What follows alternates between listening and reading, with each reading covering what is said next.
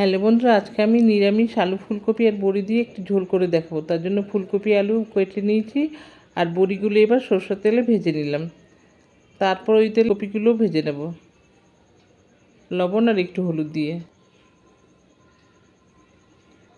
ফুলকপিগুলো ভাজা হয়ে গেছে, তুলে নিয়েছি। এবার আর একটু তেল দিয়ে কড়াইতে জিরে, তেজপাতা আর গরম মশলা ফোড়ন দিয়ে আলুগুলো দিয়ে দিয়েছি। এবার লবণ একটু হলুদ দিয়ে আলুগুলো লাল লাল করে ভেজে নেব।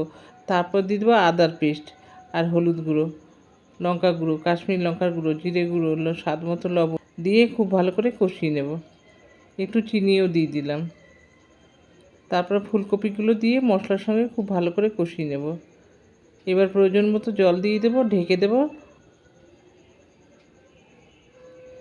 এবার ফুটে গেছে, আলুও সেদ্ধ হয়ে গেছে। এবার বড়ি ভাজা, ঘি আর গরম মশলার গুঁড়ো দিয়ে সার্ভ করে নিলাম। ব্যাস, তৈরি হয়ে গেল ফুলকপির ঝোল।